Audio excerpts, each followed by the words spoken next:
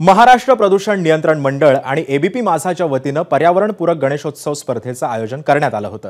पर्यावरणपूरक गणेशोत्सवाला प्रोत्साहन देणाऱ्या या स्पर्धेला यंदाही गणेश भक्तांचा उदंड प्रतिसाद मिळाला। या स्पर्धेसाठी अभिनेता अक्षर कोठारी आणि अभिनेत्री ईशा केसकर यांनीही खास आवाहन केलं। आणि आता आपण पाहणार आहोत या पर्यावरण गणेशोत्सव स्पर्धेचा पारितोषिक वितरण समारंभ।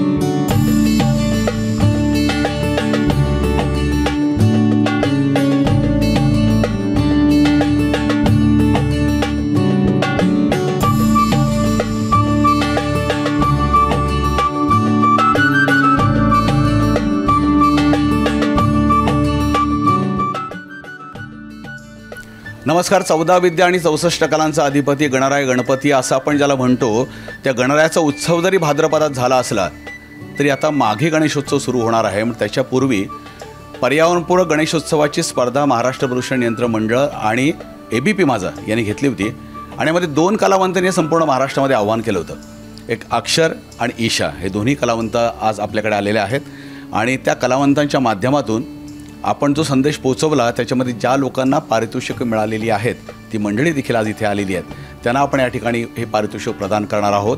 ही स्पर्धा महाराष्ट्र प्रदूषण नियंत्रण मंडळाची अनेक वर्षापासून एबीपी माझाबरोबर सुरू आहे आणि या स्पर्धेच्या माध्यमातून मोठा बदल घडला आहे। मोठा बदल म्हणजे काय, तर लोक पर्यावरणपूरक उत्सव साजरा करायला लागलेत आणि म्हणून तर आम्हाला असं वाटलं की माध्यमांना बरोबर घेऊन असे अभिनव प्रयोग करावे लागतात। म्हणून ईशा, अक्षर आणि आम्ही सगळी मंडळी हा वेगळा प्रयोग करत असतो आणि प्रयोग वेगळा करण्याचं कसं असतं, लोक नेहमी प्रश्न विचारतात की असं का, किती वर्ष लागणार बदलायला, तर आम्ही म्हणतो बिघडायला 50 वर्ष लागलेत, सावरायला 10 वर्ष तर द्या, आता 5 वर्ष गेले, अजून 5 वर्ष हातात द्या आणि बदल होईल। कारण करोना कालावधीमध्ये आपण पाहिलं आहे की माणूस जो जैविक साखळीच्या अग्रभागी होता तो शेवटच्या स्थानावर गेला। हरणं आणि वाघ रस्त्यावर फिरत होते आणि माणूस मात्र मृत्यूला कवटाळण्याच्या भीतीनं घरामध्ये कोंडून घेतला होता। त्यामुळे अजूनही सुधारण्याची संधी आहे। शतायुषी भव हे अत्यंत खोटं असतं असं नेहमी म्हणतो, कारण शतायुषी आयुष्य नसतं। उत्तम आयुष्य असेल तर उत्तम आरोग्य असेल तर हवा सुंदर पाहिजे, निसर्ग पाहिजे आणि प्राणी पण पाहिजेत। कारण हत्ती कितीही रागावला ते हरणाला मारत नाही, हे सूत्र निसर्गाचं आहे, ते अंगीकारलं पाहिजे। त्याकरता हे आमचे प्रयत्न आहेत। पण हे प्रयत्न खारीचे जरी असले तरी त्याला महत्त्व जास्त आहे, कारण रामायण किती लिहिलं असलं तरी खारीचा इतिहास त्यामध्ये आवर्जून सांगितला जातो। तो महाराष्ट्र प्रदूषण नियंत्रण मंडळाच्या माध्यमातून आम्ही काम करतोय, त्याचाच हा पारितोषिक वितरण समारंभ आज या ठिकाणी संपन्न होतो। या निमित्तानंच आपल्याबरोबर महाराष्ट्र प्रदूषण नियंत्रण मंडळाचे यूथ आयकॉन जे आपले चेअरमन आहेत सिद्धेशजी कदम, ते आज बरोबर आहेत, त्यांचंही मनापासून स्वागत। आणि त्यांच्या जोडीला डॉक्टर अविनाश ढाकणे सर, ज्यांचं संस्कृती आणि कलेशी अतिशय जवळचं नातं आहे, असंही आपल्याबरोबर आहेत डॉक्टर अविनाश ढाकणे सर, त्यांचंही मनापासून स्वागत। आणि निश्चितच आमच्या सगळ्या कुटुंबाचे सगळे हे प्रतिनिधी आज इथे बरोबर आहेत, कारण अशा पद्धतीची ईशा ही जी स्पर्धा असते ना, ही स्पर्धा आपण एका वेगळ्या पद्धतीने घेतो। अशी स्पर्धा, अभिनव स्पर्धा कुठेही महाराष्ट्रात कोण घेत नाही। कारण याचं कारण असं असतं, या स्पर्धेमध्ये आपण सेलेब्सना म्हणजे सेलिब्रिटीजना सांगतो, कलावंतांना, लोकांना आव्हान करायला। आणि पूर्वी, करोनाच्या पूर्वी जेव्हा जग त्या पद्धतीने चालत होतं तेव्हा आपण लोकांच्या घरापर्यंत पोहोचत होतो आणि ह्या सेलिब्रिटीजना घेऊन, कलावंतांना घेऊन आम्ही लोकांच्या घरापर्यंत जायचो, साडींमध्ये जायचो आणि लोक उत्सव साजरा करायचे। अशी एक कल्पना आहे की स्पर्धापुरतं मर्यादित न राहता त्या लोकांनी तिथपर्यंत पोचावं। पण मग यावर्षी आपण परत ठरवलं की नाही, आपण तिथपर्यंत नको जाऊया, आपण या सगळ्या मंडळींना इथेच बोलूया। तर मी प्रथमतः विनंती करतो या ठिकाणी की आजचे सन्माननीय प्रमुख जे आपल्या 2 अतिथी आहेत त्यांचं स्वागत या ठिकाणी करण्यासाठी मी ढाकणे सरांना आणि सिद्धेश सरांना विनंती करतो, त्यांनी ईशा आणि अक्षरचं स्वागत करावं। टाळ्यांच्या गजरामध्ये आपण त्यांचं स्वागत करूया।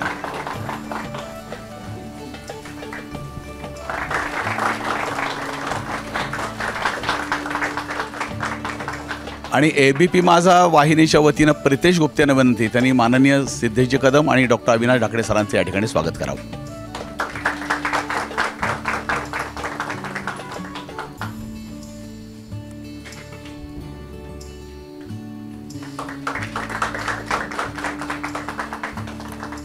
आता ज्या कलावंतांनी आपल्याला सगळ्या महाराष्ट्रात सांगितलं की हा पर्यावरणपूरक उत्सव साजरा करा आणि त्यानंतर आम्ही बाप्पाचा प्रसाद आणि महाराष्ट्र प्रदूषण नियंत्रण मंडळाचं प्रमाणपत्र आपल्यापर्यंत पोहोचवणार आहोत, त्या कलावंतांना केवळ तो प्रोमोच्या माध्यमातून सांगून ते करतात का खरंच प्रत्यक्षात ती पर्यावरणपूरक जीवनशैली अवलंबतात हे आपण थेट त्यांनाच विचारणार आहोत.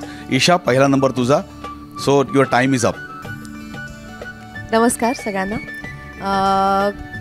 खूप अवघड आहे अशा धकाधकीच्या आयुष्यात मुंबईत राहून शूटिंग सांभाळून पर्यावरणाचाही विचार करणं. आणि काय होतं ह्या सगळ्यामध्ये, माणूस म्हणून आपण सगळे इतके नॅचरली स्वार्थी आहोत की तिकडे दुसऱ्याचा विचार करणे किंवा पर्यावरणाचा विचार करणे किंवा नेचरचा विचार करणे ह्याकडे बघण्याचा दृष्टिकोन हल्ली खूप कन्व्हिनियंट झाला आहे. आणि मला खूप आवर्जून आभार मानायचे आहेत MPCBचे की अशा प्रकारचा उपक्रम त्यांनी राबवला आणि इतकी वर्ष सातत्याने ते करत आलेत.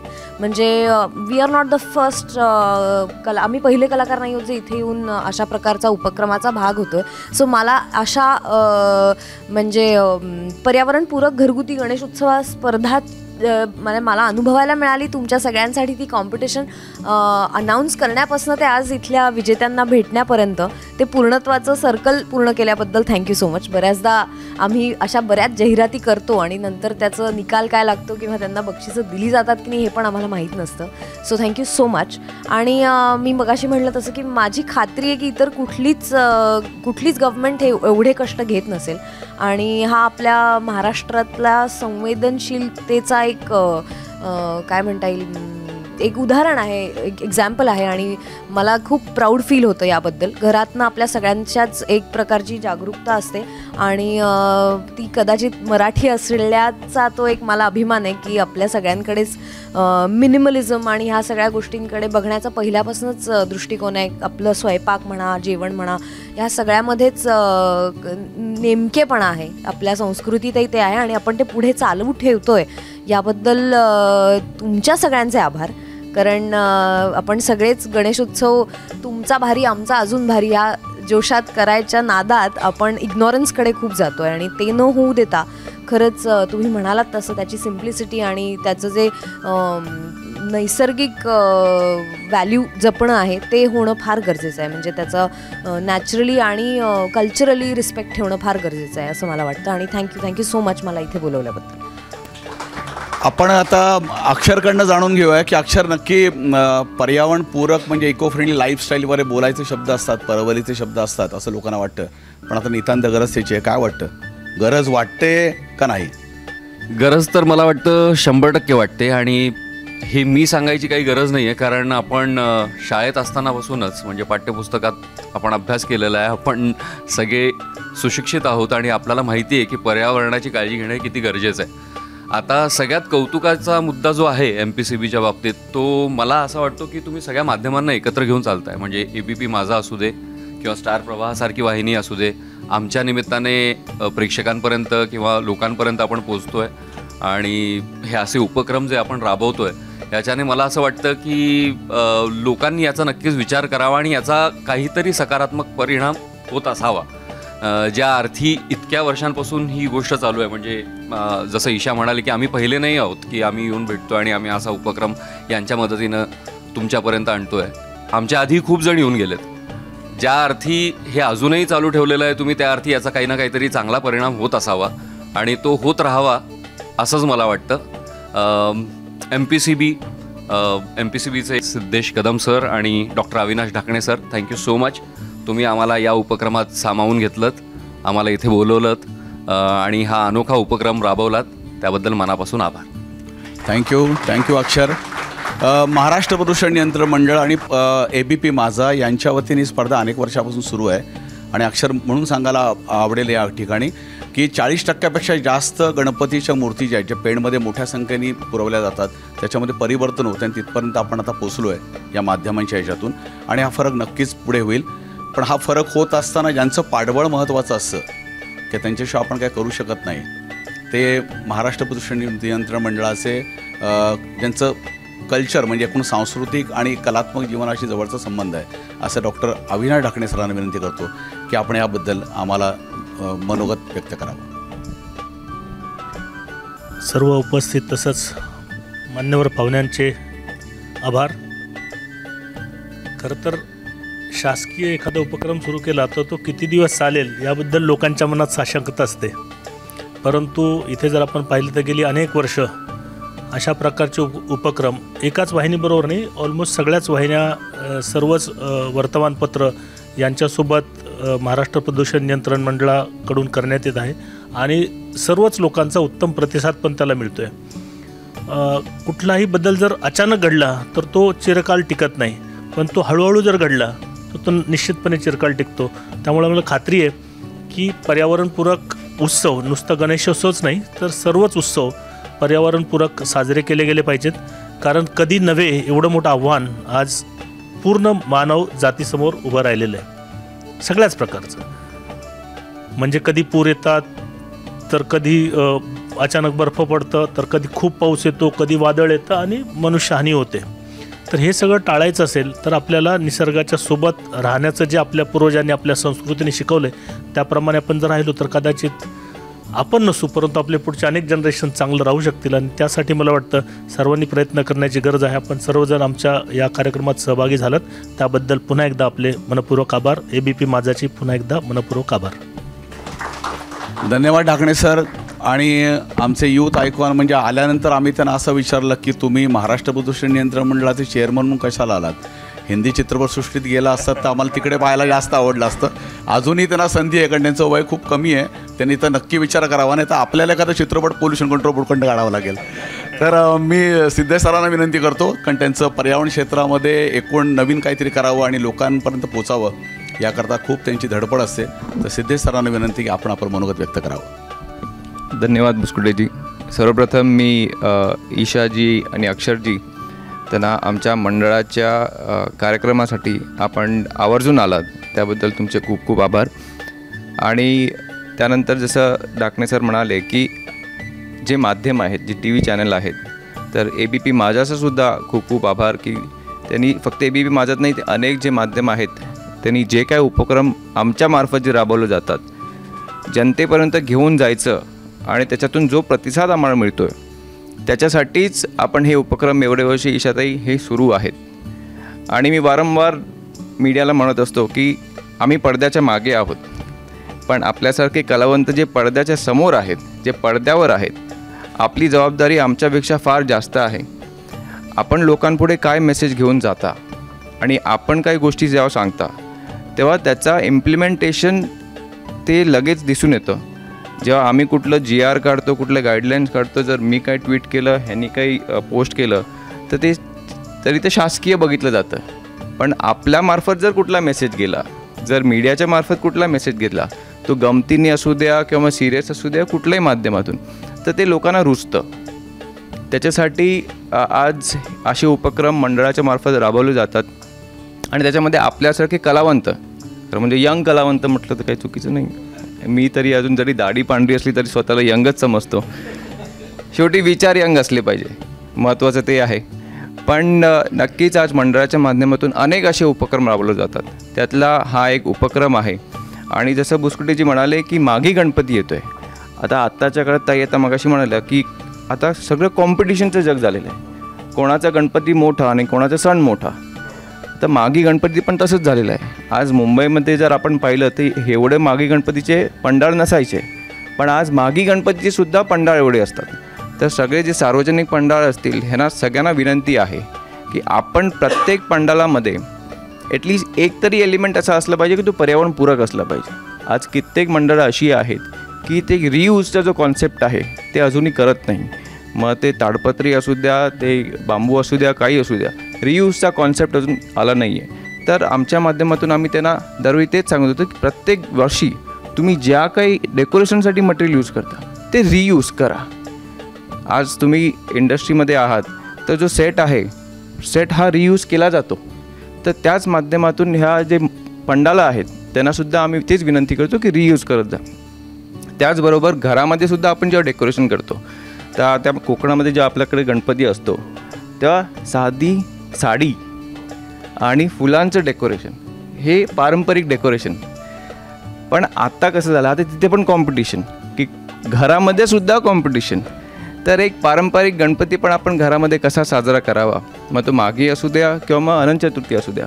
तर त्या अनुषंगाने आपण अशी पावलं उचलली पाहिजे. आणि आपण जी यंग पिढी आहोत, युवा पिढी आहोत, आपल्या वडिलांनी, आपल्या बालकांनी जे आपल्याला संस्कार दिलेले आहेत त्याच्या पुढे जाऊन आपण आपल्या मुलांना काय संस्कार देतो आहे हेही सुद्धा फार महत्त्वाचं आहे. पण नक्कीच असे उपक्रम आपल्या माध्यमातून, जे आपण यंग कलाकार आहात, आपल्या माध्यमातून आपण ते राबवले गेले पाहिजेत. आणि फक्त इथेच नाही तर मला वाटतं बुस्कुटेजी, आपण असे जे यंग कलाकार आहेत आणि जरी ते पडद्यावर जरी सासू सासरे अशी काही भूमिका निभवत असतील, पण नक्कीच त्याला आपण एंगेज केलं पाहिजे इवन दररोजच्या गोष्टीमध्ये. कारण की आज जर आपण पाहिलं तर विघ्नहर्ता मागे गणपतीसाठी येतो आहे, पण आज आपल्यासमोर जे विघ्न आहेत, आपल्याला सगळ्यांना कल्पना आहे की एअर क्वालिटी सध्याचा जो हॉट टॉपिक आहे, जो हॉट विषय आहे, तर विघ्नहर्ताकडे एवढीच प्रार्थना की जसं ताई म्हणाल्या की आपण सेल्फिश झालो. पण मला असं वाटतं की आपण जरी स्वतःसाठी जरी सेल्फिश झालो, एक पाऊल जरी आपण सेल्फलेसली पर्यावरण जतन करायला सेल्फलेसली जरी उचललं. साधं उदाहरण, मला मेट्रोनी येता येतं का, मी गाडी घरी सोडू शकतो का? सो दॅट सेल्फलेस ॲक्ट, त्याच्यामध्ये काहीतरी फरक पडेल. आज मी जेव्हा भाजी घ्यायला जातो, मी कापडी पिशवी घेऊन जाऊ शकतो का? तर दिस सेल्फलेस ॲक्ट आपण करू शकतो का? तर असे सेल्फलेस ॲक्टसुद्धा आपण ते केले पाहिजेत. आणि नक्कीच मला 100% खात्री आहे की आज ABP माझा यांच्या माध्यमातून आणि इतर सगळे मंडळाचे सगळे आमचे पदाधिकारी आणि असे यंग कलावंत यांच्या माध्यमातून हा गोल आपण अचीव करू शकू. आणि बाप्पाकडे एवढीच प्रार्थना की सगळ्यांना सद्बुद्धी द्यावी, माझ्या सकट सगळ्यांना सद्बुद्धी द्यावी. कारण की जसं डाकणे सर म्हणाले की आज पर्यावरणाचं जतन हे काळाची गरज नाही, तर हे आपल्या फ्युचर जनरेशनला वाचवण्यासाठी त्याची गरज आहे. म्हणून पुन्हा एकदा ABP माझा आणि अक्षय आणि ईशाताई आपले खूप खूप आभार. आपण वेळात वेळ काढून आमच्याकडे आलात, आम्हा पाहुणचार करायला संधी दिली आणि नक्कीच पुन्हा आपण भेटू. धन्यवाद, नमस्कार. आपल्याला सिद्धेश कदम सरांनी सांगितलं त्याप्रमाणे बरोबर आहे, आपण हा बदल स्वतःपासून करायला हवा. कारण तो बदल जेव्हा स्वतःपासून आपण करतो तर खऱ्या अर्थाने तो समाजातल्या टोकापर्यंत पोहोचू शकतो, त्याची नितांत गरज आहे. म्हणून या निमित्तानं आपण महाराष्ट्र प्रदूषण नियंत्रण मंडळ एक वेगवेगळे प्रयत्न या ठिकाणी करत असतं आणि या प्रयत्नाच्या माध्यमातूनच ही स्पर्धा हे असंच एक प्रातिनिधिक स्वरूपात आहे, जेणेकरून तो पर्यावरणपूरक उत्सव साजरा केला जावा. आता आपण वळणार आहोत पारितोषिक वितरण समारंभाकडे, कारण ते महत्त्वाचं आहे. तर जी मंडळी आपल्याकडे आज आली आहेत त्यांना आपण बाप्पाचा प्रसाद आणि महाराष्ट्र प्रदूषण नियंत्रण मंडळाचं प्रमाणपत्र या चारही मान्यवरांच्या हस्ते त्या ठिकाणी देणार आहोत.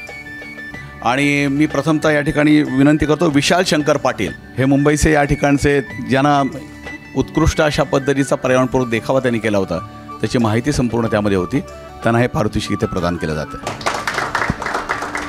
दुसरे आहेत विनर्स या ठिकाणी प्रणाली आशिष पिंगळे, यांनी देखील एक पर्यावरणपूरक देखावा साजरा करताना वेगवेगळ्या कागदाच्या पुठ्ठ्यांचा आणि याचा सगळ्यांचा वापर करून एक वेगळा देखावा केला होता आणि त्यांना आपण या ठिकाणी हे पारितोषिक प्रदान करतो. यानंतर आहेत समृद्धी सतीश पवार. समृद्धीने पण फुलांची सजावट आणि वेगवेगळ्या सजावटीच्या माध्यमातून हे सगळं केलं होतं आणि याचं कठोर परीक्षण केलं जातं, कारण जवळजवळ 2 ते 3 हजार एंट्रीज आपल्याकडे त्या ठिकाणी येतात, त्यातनं हे निवडले जातात आणि ABP माझाच्या वतीने याचं परीक्षण चांगल्या पद्धतीने केलं जातं. आणि त्यानंतर आहेत दिनेश धोंडीराम शेलार. या सगळ्या मंडळींनी पुढल्या वर्षी पण या स्पर्धेत भाग घ्यावा आणि अशाच पद्धतीने पारितोषिक मिळवावं अशी मी सगळ्यांना विनंती करतो. महाराष्ट्र प्रदूषण नियंत्रण मंडळ आणि ABP माझा दरवर्षीप्रमाणे ह्यावर्षीही त्यांनी पर्यावरणपूरक गणपती सजावट स्पर्धा आयोजित केली होती. तर अशाच प्रकारे सर्वांनी पुढाकार घेऊन ह्यासाठी प्रयत्न करावेत. ABP माझा आणि महाराष्ट्र प्रदूषण नियंत्रण मंडळ मागील अनेक वर्षापासून पर्यावरणपूरक गणेशोत्सव साजरा करत असतात. तर अशा स्पर्धेमध्ये जास्तीत जास्त लोकांनी सहभाग घेऊन भविष्यामध्ये आपण काही चांगलं करत असेल तर लोकांपर्यंत पोहोचवण्यासाठी हे चांगलं माध्यम आहे. तर मी सर्वांना त्या शुभेच्छा देतो. महाराष्ट्र प्रदूषण नियंत्रण मंडळाने आजपर्यंत जी पर्यावरणपूरक गणेशोत्सव स्पर्धा जी आयोजित केली होती आणि पर्यावरणपूरक गणेशोत्सव मंडळाच्या याला शुभेच्छा देतो. नमस्कार, मी सतीश शिवाजी पवार, मी वरळीहून आलो आहे. महाराष्ट्र प्रदूषण नियंत्रण मंडळ आणि ABP माझा आयोजित इको फ्रेंडली पर्यावरणपूरक घरगुती गणेशोत्सव स्पर्धा ठेवलेली, त्यात आमचं नंबर आलेला आहे. आणि खरंच संजय भुसकुटे सरांचं आणि आपल्या महाराष्ट्र प्रदूषण नियंत्रण मंडळाचं आणि त्याचबरोबर ABP माझाचं संपूर्ण टीमचे आभार की ते असे आमच्यासारख्या आर्टिस्ट लोकांना असे प्राधान्य देत आहेत, एक सपोर्ट करत आहेत की इको फ्रेंडलीची जे राबवत आहेत स्पर्धा, त्यासाठी खरंच त्यांचे सर्वांचे खूप खूप आभार. धन्यवाद. नमस्कार, माझं नाव आशिष पिंगे, मी पुण्यावरून आलो आहे. सर्वप्रथम ABP माझा आणि MPCB यांचे आभार, ज्यांनी हा एक व्यासपीठ दिला आम्हाला. मागील 8 वर्षापासून मी इको फ्रेंडली गणेशाची मूर्ती घरी बनवतो आणि इको फ्रेंडली कलरिंग पण त्याला करतो घरीच आणि विसर्जन पण घरीच करतो. तर सर्वांनी इको फ्रेंडली गणेशा साजरा करूया आणि आपल्या वसुंधरेला आणि पर्यावरणाला वाचूया. धन्यवाद. माझं नाव दिनेश शेलार, मी कल्याणवरून आलो आहे. महाराष्ट्र प्रदूषण नियंत्रण मंडळ आणि ABP माझा यांच्या संगनमताने जे पर्यावरणपूर्व गणपती स्पर्धा आयोजित केली आहे त्यात मी सहभाग घेतला होता. आणि माझं गणपती विसर्जनसुद्धा शाडू मातीचा असतो आणि गणपती विसर्जन हे घरच्या घरी केलं जातं. अशा प्रकारे गणेशोत्सव आम्ही साजरा करतो. नमस्कार, मी विशाल पाटील, पनवेलवरून आलो आहे. महाराष्ट्र प्रदूषण नियंत्रण मंडळ आणि ABP माझा यांच्या संयुक्त विद्यमाने आयोजित केलेल्या पर्यावरणपूरक गणेशोत्सव साजरा स्पर्धेमध्ये मला क्रमांक मिळाला आहे. ही स्पर्धा आयोजित करताना या स्पर्धेमध्ये माझा विषय होता आईस्क्रीमची कांडी वापरून केलेले डेकोरेशन. ही सजावट करताना मी ही रियूज करण्यासाठी आईस्क्रीमची कांडी वापरली होती, त्याच्यातून मी माझा देखावा साकार केला होता. हा विषय घेताना मला पर्यावरणाचं भान ठेवतोय याची जागरूकता होती.